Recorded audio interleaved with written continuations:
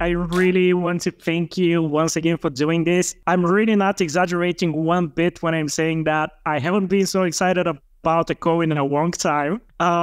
So exactly. I've been reading those in preparation for our call, you know. Wow. I'm having my Gustav Klimt cup as well.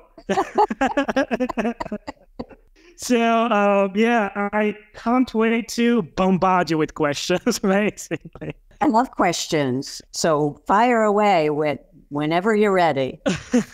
How did you find me, may I ask? Well, you know, I was really interested in having someone involved with art on my podcast because, as I've mentioned in my first email to you, this is one of my most recent passions.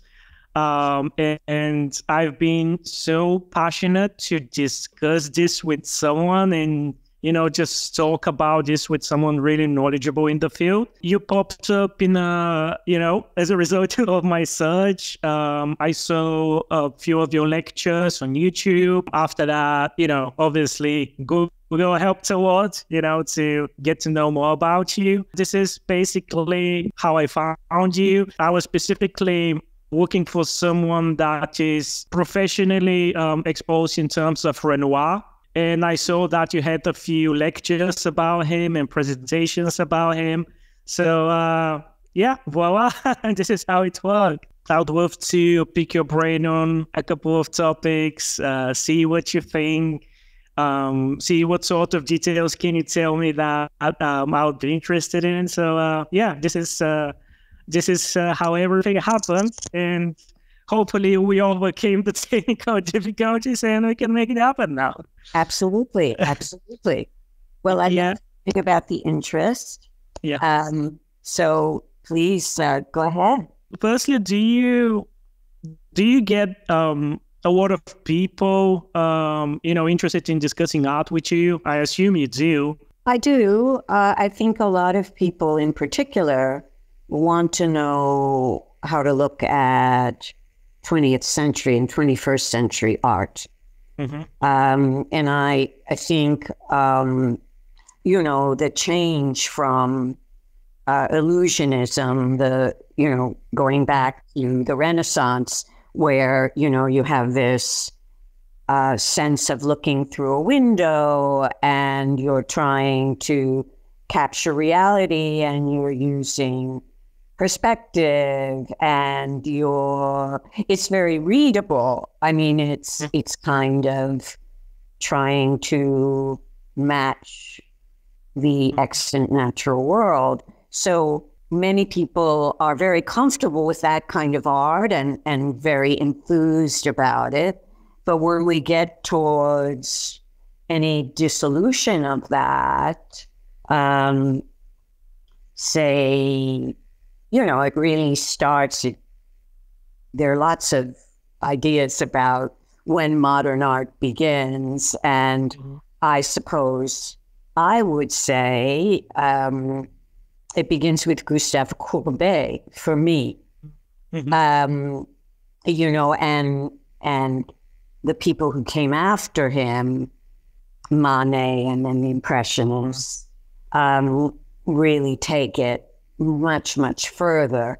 But some people would say, you know, it starts around the time of the French Revolution, and some people would say it starts in the 17th century. So I think it has a lot to do with the field you're interested in and how you understand these kinds of seismic shifts.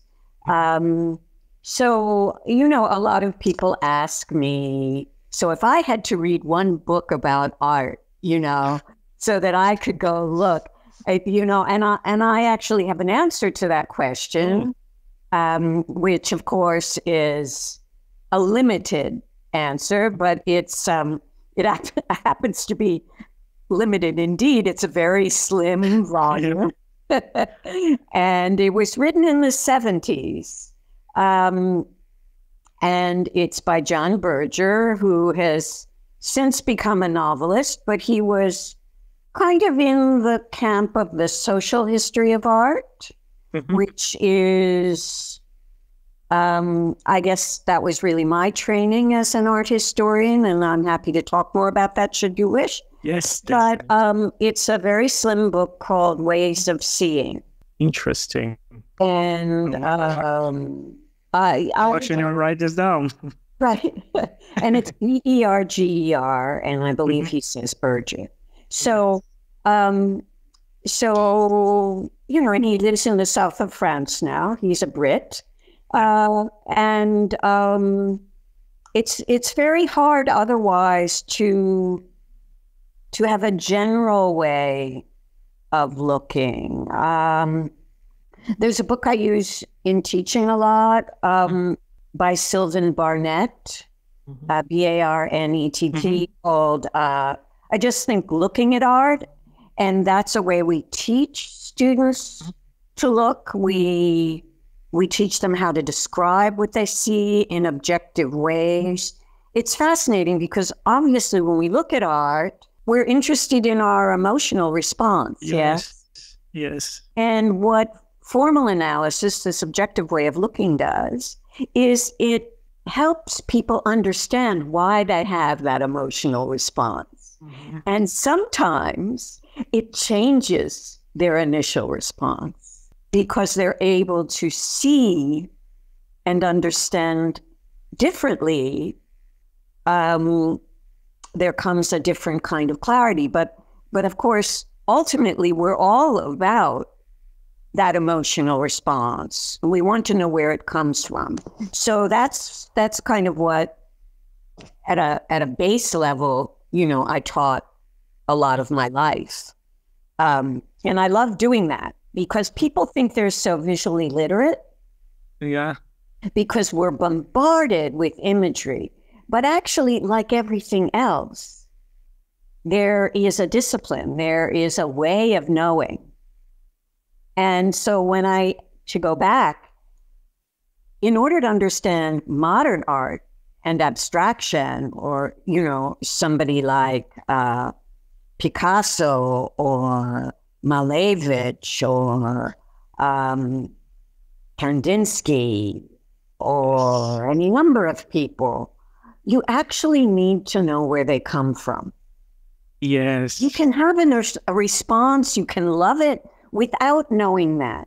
But to fully understand it, you need to know. So if you see, like an Ellsworth Kelly painting from the 60s, and it's just like an abstract shaped canvas of color, a lot of people will not understand, or there's a famous refrain, even a child could do it, right? Mm-hmm.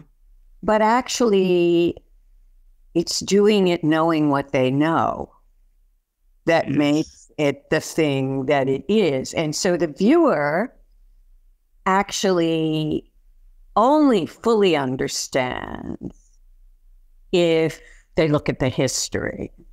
You put it so beautifully, and I can so relate to that because my introduction to art was actually not through images per se, but by being involved in being intrigued by the history and the experiences of the painters. My first case was being interested in Paul Gauguin's story, I read a book about him, and I was so fascinated by his dedication and passion for art, to be ready to basically live out your whole life and to, for your passion. I was very deeply and in profound way, impressed by that. So when I started looking at his work, as you said, this helped me really to connect and understand what's actually there. So, by describing everything you said, I really connect with this way of looking at art and I very much like the idea that the subjective view is based on the internal perceptions of a person. And you said it so beautifully, and I wish more people would see it that way and, actually to being taught that way, because I know many people, even when they're taught in universities, they're taught in a very, what's a good term to use, in a very conservative way, to to say, well, this is that and this means that, without being taught to, to actually utilize their own perceptions.